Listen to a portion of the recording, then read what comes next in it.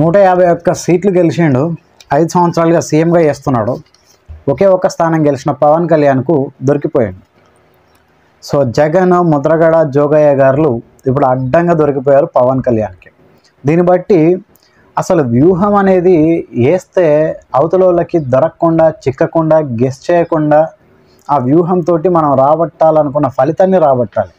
కానీ వాళ్ళు ఏమైంది, అడ్డంగా దొరికిపోయాడు జగన్. సో ముద్రగడ గారు వైసీపీలోకి 14వ తారీఖు నాడు వెళ్తున్నా అని చెప్పేసి ఒక లెటర్ రాసిండు.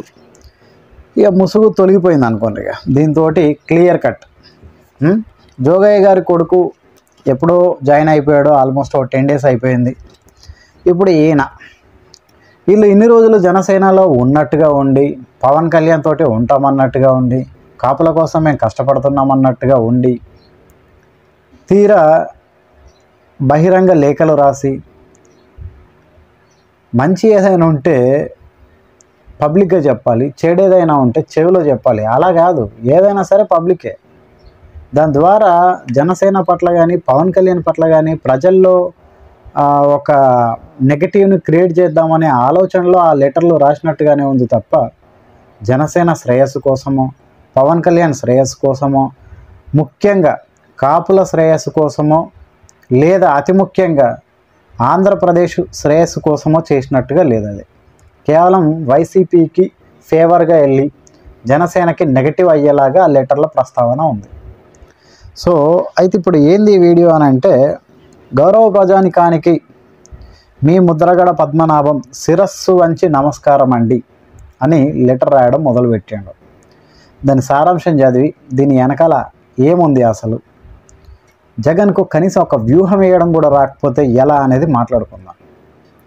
ఈ మధ్య జరిగిన రాజకీయ పరిణామాలు మీ అందరికీ మీడియా ద్వారా తెలుసు అని అనుకుంటున్నానండి. ఇంకా ఏ రాజకీయ పరిణామాలైనా, ఎలాంటివి అయినా సరే అన్నీ ఇప్పుడు మీడియా ద్వారానే తెలుస్తాయండి. ప్రత్యేకించి మీరే వచ్చి చెవిలో చెప్పరు కదా, మీటింగ్ పెట్టి అయితే చెప్పరు కదా, మీడియా ద్వారానే తెలుస్తుంది. తెలుసు, అన్నీ తెలిసాయి, మీడియా ద్వారా అన్నీ తెలిసాయి. మీరు ఏం చేశారు, మీరు ఏం చేయాలనుకున్నారు, అసలు ఏం జరుగుతుంది, జనసేన, వైసీపీ, ఆంధ్రప్రదేశ్ ఇవన్నిటి చుట్టూ ఏం జరుగుతుంది అనేది మీడియా ద్వారా మాకు బాగానే తెలిసిందండి. అయితే గౌరవ ఆంధ్రప్రదేశ్ ముఖ్యమంత్రి వర్యులు జగన్మోహన్ రెడ్డి గారు పిలుపు మేరకు వైఎస్ఆర్సీపీలోకి వెళ్ళాలని మీ ఆశీస్సులతో నిర్ణయం తీసుకున్నానండి. సో తినేమంటున్నాడంటే, వైఎస్ జగన్ గారి పిలుపు మేరకు వైఎస్ఆర్సీపీలోకి వెళ్దామని నిర్ణయించుకున్నాడంట. అది ఎవరి ద్వారా? ప్రజానికం ఆశీస్సులతోటి. నాకు తెలిసి ప్రజానికమేమో మీకు ఆశీస్సులు ఇవ్వలేదు, మీరు వెళ్ళండి వైసీపీలోకి, మీరు చల్లగా ఉండండి, ఆ పార్టీని చల్లగా కాపాడండి అని చెప్పేసి ఎవరైనా చెప్పలేదు నాకు తెలిసి. సో మీడియా ద్వారా అన్ని విషయాలు తెలిసాయి తప్ప మరి మీరు ప్రజల ఆశీస్సులు ఎక్కడ తీసుకున్నారో, మీకు ఎవరిచ్చారో అదైతే మాకు తెలియదు. మరి గౌరవ ఆంధ్రప్రదేశ్ ముఖ్యమంత్రి వర్యులు జగన్మోహన్ రెడ్డి గారు పిలుపు మేరకు, ఇది గుర్తుపెట్టుకోండి, వీలైతే అండర్లైన్ చేసుకోండి, జగన్మోహన్ రెడ్డి గారి పిలుపు మేరకు వైఎస్ఆర్సీపీలోకి వెళ్ళాలని మీ ఆశీస్సులతో నిర్ణయం తీసుకున్నానండి. జస్ట్ జగన్మోహన్ రెడ్డి గారు ఇట్లా పిలిస్తే వెళ్ళిపోతాడు. ముద్రగడ గారు వచ్చేయండి అని ఇట్లా పిలిస్తే సరేనండి అని ఇట్లా వెళ్ళిపోతాడు అనమాట, టక్క. అంతేనా? అదే పవన్ కళ్యాణ్ గారు అయితే మాత్రం మీరు రావాలి అని అంటే ఆయన వచ్చేసి మీ దగ్గరికి, సార్ మీరు రావాలండి, మా పార్టీలో జాయిన్ అవ్వాలి, తప్పకుండా మనం కలిసి పనిచేద్దామండి, ప్లీజ్ అండి అర్థం చేసుకోండి అని ఈ విధంగా మాట్లాడాలి. ఇది కూడా కాకపోతే ఇంకా నీకు దండం పెడతా సార్, రండి మీరు వస్తేనే కదా నేను నా పార్టీ బతికేది, మన కాపులు అంత రాజ్యం వేయలేది, మీరు వస్తేనే కదండి, ప్లీజ్ సార్ ప్లీజ్ అర్థం చేసుకోండి అని చెప్పేసి వీలైతే దండం పెట్టుకోవాలా, లేదంటే గడ్డం పట్టుకోవాలేమో. అక్కడ దాకా మీరు ఆలోచించారో లేదో కానీ ఫస్ట్ అయితే ఇది అనుకుంటారు కదా, పవన్ కళ్యాణ్ గారు ఈ పొజిషన్లో ఉండి, సార్ ముద్రగడ గారు మీరు లేకపోతే ఎలాగండి, పెద్దోళ్ళు మీలాంటి వాళ్ళు మా పక్కన ఉండాలండి అని చెప్పేసి రిక్వెస్ట్ చేయాలేమో మీకు, అంతే కదండి. ఏం చేశారని చెప్పేసి మీకు పవన్ కళ్యాణ్ గారు మీ దగ్గరికి వచ్చి రిక్వెస్ట్ చేయాలి మీకు? చిరంజీవి గారు పీఆర్పీ పార్టీ పెట్టిన నుంచి ఒక్కనాడైనా వాళ్ళకి అనుకూలంగా ఉన్నారా?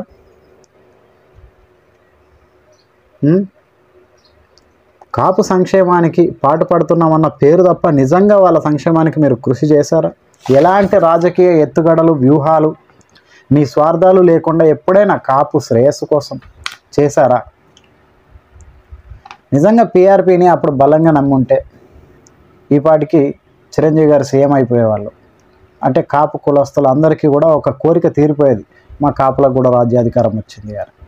లేకపోయినా 2019లో జనసేన పార్టీ అన్ని స్థానాల్లో పోటీ చేసినప్పుడు కనీసం ఒక 20 స్థానాలు గెలిపించుంటే ఇలా 2024 పవన్ కళ్యాణ్ సీఎం, డౌటే లేదు.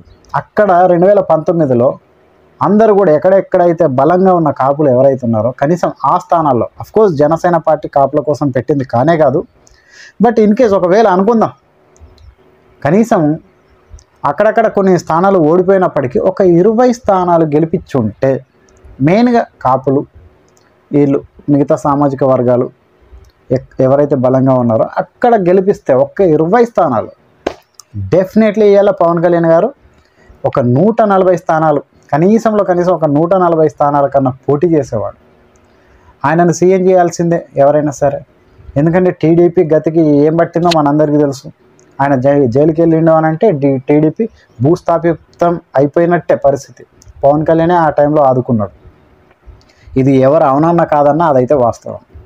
సో 2019లో కనీసం 20 సీట్లు గెలిచి ఉంటే టీడీపీ పరిస్థితి డౌన్ఫాల్ అయినందుకు ఖచ్చితంగా ఇప్పుడు జనసేన మాత్రమే ఏకైక ప్రత్యామ్నాయంగా ఉండేది, అవునా? ఇప్పుడు ఖచ్చితంగా జనసేన ఒంటరిగా ఎలక్షన్కి వెళ్ళేది, గెలిచేది, పవన్ కళ్యాణ్ గారు సీఎం అయ్యేవాళ్ళు, రాష్ట్రాన్ని అభివృద్ధి చేయడం జరిగేది, కాపులకు కూడా అందరి కోరిక నెరవేరేది, అవునా కదా? అక్కడ కనీసం ఆ మాత్రం కూడా రాలేదు కాబట్టి ఒకే ఒక సీట్ రావడం వల్ల ఇప్పుడు ఏమైంది పరిస్థితి? ఇప్పుడు మళ్ళీ 25 స్థానాల్లో పోటీ చేయాల్సి వస్తుంది. అవైనా గెలిస్తే 2029లో మళ్ళీ బలంగా నిలబడేలా వ్యూహాలు చేయాల్సిన పరిస్థితి. మీరు అప్పుడే జనసేనను పవన్ కళ్యాణ్ నమ్మి ఉంటే ఇప్పటికీ 2024లో ఖచ్చితంగా సీఎం. అక్కడ జరగలేదు, ఇక్కడ మళ్ళీ అదే పరిస్థితి ఏడిచింది. ఇప్పుడు ఇక్కడ కూడా జరగలేదు అనుకోండి, మళ్ళీ 29లో కూడా ఇప్పుడు 20 సీట్లు, అప్పటికి 40 సీట్లకే, అంతే. అదే పరిస్థితి వస్తుంది. జనసేన ఎప్పటికన్నా వన్ అండ్ ఓన్లీ ఉండాలి అని అంటే ఖచ్చితంగా ఇప్పుడు తీసుకున్న ఈ 24 స్థానాలు కనీసం 20 గెలిపించిన 2029లో పవన్ కళ్యాణ్ సీఎం అవుతాడు, జనసేన పార్టీ అధికారంలోకి వస్తుంది, అందరి కోరికలు నెరవేరుతాయి. అది జరగాలంటే ఇప్పుడన్నా మీరు, అంటే ఈ ముద్రగడ గారు ఆయన వర్గం గురించి మాట్లాడతలే, నేను జనరల్గా ఏపీ గురించి మాట్లాడుతున్నా ఈ విషయంలో మాత్రం. అది జరుగుద్ది. మీరు ఇప్పటికి కూడా జనసేన నమ్మక ఏదో 1-2 సీట్లే గెలిచిండు అనుకోండి, మళ్ళీ అంతా 29లో సేమ్ రిపీట్ ఏముండదు అది.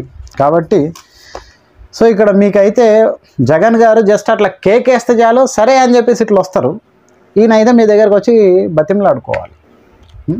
పోనీ బతిమలాడతాడు. పవన్ కళ్యాణ్కి అట్లాంటి ఈగోలు గసంటి ఏం లేవు. రాష్ట్ర ప్రయోజనాల కోసం చలో జనాలకు మంచి జరుగుతుందంటే ఆయనకు గడ్డం పట్టుకోవడం కాదు, కాళ్ళకు దండం పెట్టి మరి పిలుచుకొని ఆయన ద్వారా పార్టీకి ప్రజలకు ఏదో జరిగితే అది మంచి ఖచ్చితంగా వచ్చేవాడు. కానీ అక్కడ డిమాండ్స్ తెలుస్తుంది సోషల్ మీడియాలో, మీకు మీ కొడుక్కి సీటు కావాలని, అది ఇస్తేనే మీరు వచ్చే అవకాశాలు ఉన్నాయి పార్టీలో కానీ తెలియడం ద్వారా ఆయన మీ దగ్గరికి రాలేదు. ఇన్ కేస్ ఒకవేళ మీ దగ్గరికి వచ్చి ఉంటే మీరు ఈ డిమాండ్ కనుక పెట్టేవాళ్ళు, పెట్టుంటే పవన్ కళ్యాణ్ ఇచ్చేవాడు కాదేమో, ఇవ్వకపోతే అప్పుడు ఏమవుతుండే, మీరేమో ఇటు వచ్చేవాళ్ళు కాదు. రాకపోతే ఏమయ్యేది? అప్పుడు పవన్ కళ్యాణ్ ముద్రగడ గారిని కలిశారు, చాలాసేపు మాట్లాడుకున్నారు, కానీ పవన్ కళ్యాణ్ మాట్లాడిన మాటలు కానీ ఆయన ఉద్దేశాలు కానీ నచ్చక ముద్రగడ గారు వెళ్ళలేదు అని చెప్పేసి మళ్ళీ అప్పుడు ఇంకో రాయి పవన్ కళ్యాణ్ మీదనే వేసేవాళ్ళు. కానీ ఇక్కడ పాయింట్ అది కాదు. మీకు డిమాండ్స్ నెరవేరితే మీరు వస్తారు, లేకపోతే రారు. ఇక్కడ పవన్ కళ్యాణ్ ఉద్దేశం అది కాదు కదా. అండ్ ఇంకోటి ఏంటంటే ఎప్పటి నుంచో పవన్ కళ్యాణ్ గారికి కూడా తెలిసినట్టుంది, వీళ్ళు మనలాగా మన కోసం ఉంటున్నట్టుగా ఉంటున్నారు కానీ అది కాదు, వాళ్ళు ఇంకో సైడ్ పనిచేస్తున్నారు అని ఆయనకి ఇన్నర్గా తెలిసింది ఏదో రకంగా.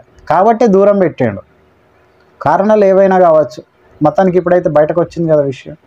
అది మరలా వారిని ముఖ్యమంత్రి పీఠంపై కూర్చోబెట్టడానికి ఎటువంటి కోరికలు లేకుండా, మళ్ళీ ఒకసారి నోట్ దిస్ పాయింట్, ఎటువంటి కోరికలు లేకుండా వారి విజయానికి మీ సహకారంతో పనిచేయాలని నిర్ణయించుకున్నానండి. ఈ లెటర్ రాయడం కానీ ఈ పదాలు సమకూర్చడం కానీ భలే ఉందండి ముద్రగడ గారు. నిజంగా ఆ విషయంలో మీరు తెలుగు సూపర్ మీరు. ఇక్కడ పాయింట్ ఏంటంటే మరలా వారిని ముఖ్యమంత్రి పీఠంపై కూర్చోబెట్టడానికి ఎటువంటి కోరికలు లేకుండా. అదేంది మరి, పవన్ కళ్యాణ్ దగ్గర అయితే కోరికలు ఉంటాయి, ఈయన దగ్గర అయితే మాత్రం కోరికలు ఉండవా? కోరికలు లేకపోయినా పర్వాలేదా? అలా ఎలా? మీరు కనీసం ఏదో కోరాలి కదా. మీరు కాపు సామాజిక వర్గం కోసం పనిచేస్తున్నప్పుడు కాపులకు గత ప్రభుత్వం టీడీపీ ఉన్నప్పుడు ఒక 5% రిజర్వేషన్లు ఇచ్చింది, ఈయన వచ్చి వీటిని తీసేసిండు. మరి పోనీ మళ్ళీ వాటిని పునరుద్ధరిస్తా అన్నాడా? కాపులకు 10,000 కోట్ల బడ్జెట్ ఏదో కేటాయించడం ఏదో జరిగిందన్నారు, మరి అది కూడా ఏం రాలేదు. మళ్ళీ దాన్ని ఏమన్నా తిరిగి అట్లా అమౌంట్ ఏమన్నా ఇచ్చే పరిస్థితులు ఉన్నాయన్నాడా? దేనికోసం మరి మీకు కానీ మీ కొడుకు కానీ అన్న పదవులు ఏదైనా సీట్లు ఇస్తా అన్నాడా? ఏదో లేకుండా అయితే మీరు ఎలాంటి కోరికలు లేకుండా ఎట్లా వెళ్తారండి? పోనీ ఆయన అంత పెద్ద గొప్పోడా? మరి వెరీ వెరీ గుడ్ క్యారెక్టర్, అసలు ఇంతకంటే బ్యూటిఫుల్ పర్సన్ గొప్పోడు ఈ రాష్ట్రంలో లేడు అనిపించిందా నీకు? ఒకసారి పవన్ కళ్యాణ్ జగన్ పక్క పక్కన పెట్టి ఒకసారి ఆలోచించు, ఎవరు బెస్ట్, ఎవరు కరెక్ట్, ఎవరు రాంగ్ అని. క్యారెక్టర్ విషయంలో పవన్ కళ్యాణ్ జగన్ని పక్క పక్కన పెట్టి చూడండి, ఎవరి క్యారెక్టర్ ఏంది తెలుస్తుంది మీకు. ఎలాంటి కోరికలు లేకుండా అతన్ని తిరిగి మరలా ముఖ్యమంత్రిని చేయడానికి. మరి మీరు కాపుల కోసం కష్టపడుతున్నారు కదా, అక్కడైతే కాపు సీఎం అవుతా అన్నాడా? లేదు కదా. కాపును సీఎం చేస్తా అన్నాడా?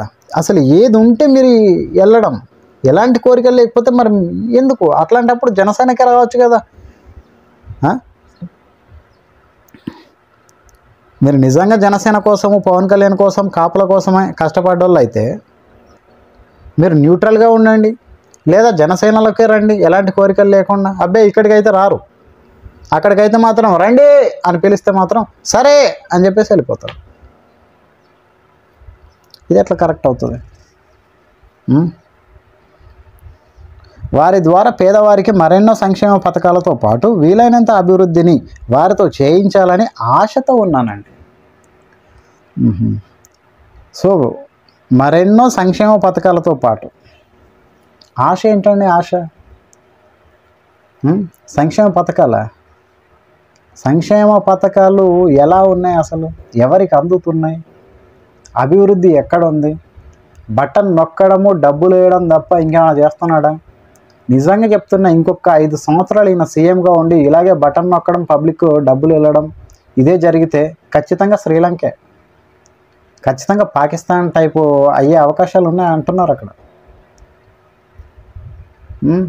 ఇప్పుడు సుఖంగానే ఉంటుంది జనాలకి, ఏదో డబ్బులు వస్తుంటే ఖర్చు పెట్టుకోవడం, తర్వాత ఇబ్బందుల్లో పడతారు మళ్ళీ అందరూ. ఇప్పుడు చక్కెర 45 రూపాయలు ఎంతో ఉంది కిలో, అప్పుడు 90 రూపాయలు అవుద్ది. ఏంది పరిస్థితి ఇంకో 5 ఏళ్ళు పోయాక?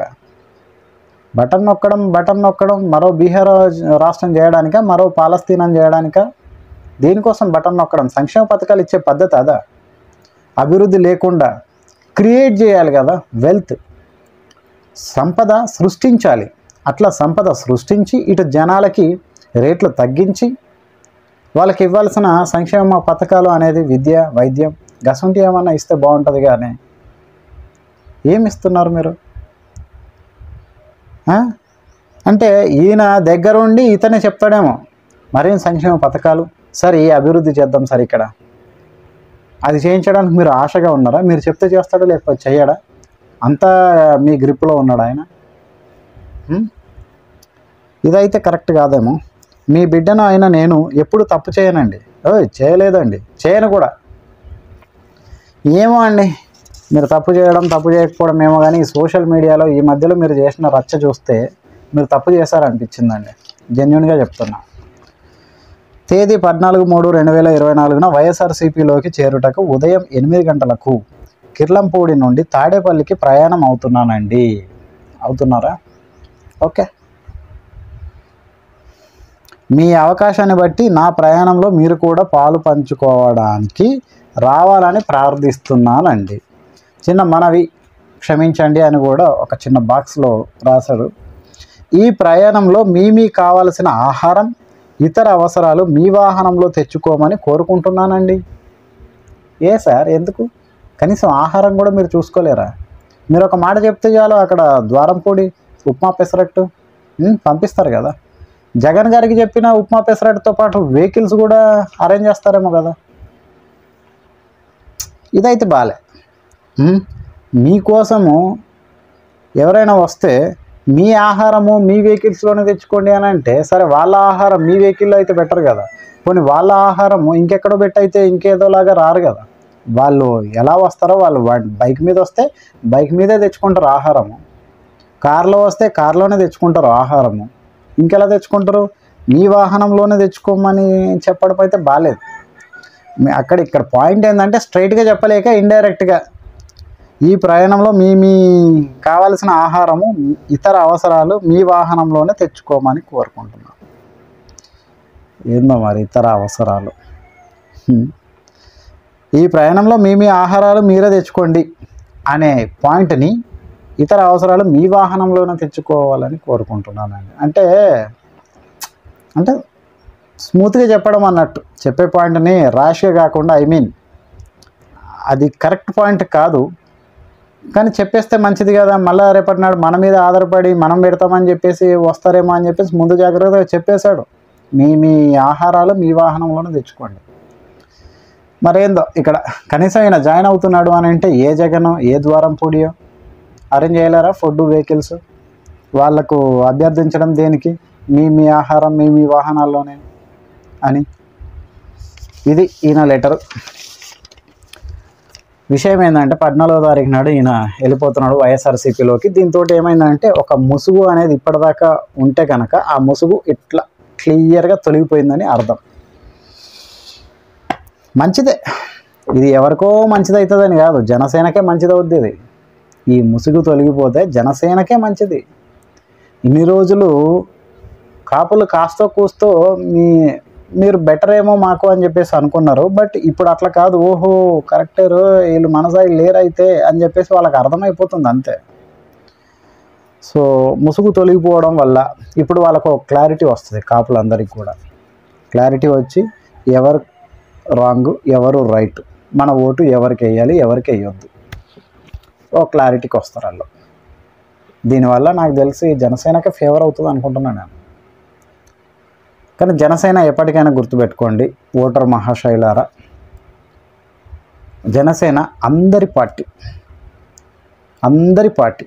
కాపులు, కాపు వర్గము, కాపు సామాజిక వర్గము, రాజ్యాధికారం ఈ పదాలు ఎందుకు వస్తున్నాయంటే, కాపు సామాజిక వర్గం అక్కడ దాదాపు 23% ఉంటుంది. అలాగే రెడ్డి సామాజిక వర్గము తక్కువ ఉంటుంది కొద్దిగా, కమ్మల సామాజిక వర్గం కూడా ఎక్కువ ఉంటుంది. ఈ ముగ్గురితోటే రాజ్యాధికారాలు ఉంటాయి కాబట్టి వాళ్ళిద్దరికి అయ్యింది, మాకు కూడా వస్తే బాగుంటుంది కదా అని చెప్పేసి ఇంటెన్షన్ తప్ప జనసేన కానీ పవన్ కళ్యాణ్ కానీ కాపులు కోసం పెట్టిన పార్టీ అని కాదు. ఓకే, జనసేన అనేది అందరి పార్టీ, ఎవరినైనా ఈక్వల్గానే చూస్తారు. కానీ ఇక్కడ ఒక సాటిస్ఫాక్షన్ ఏంటంటే పవన్ కళ్యాణ్ సీఎం అయితే మా సామాజిక వర్గం నుంచి కూడా సీఎం అయ్యాడు అని ఒక సాటిస్ఫాక్షన్ అది. కానీ ఈక్వల్గానే అందరికీ న్యాయం చేస్తాడు పవన్ కళ్యాణ్. ఈ కులం ఎక్కువ ఈ కులం తక్కువ అని అయితే చూడడు. ఎనీవే ఈ వీడియోలో ఏమైనా తప్పు మాట్లాడుంటే పెద్ద మనసుతోటి క్షమించండి. ఓకేనా?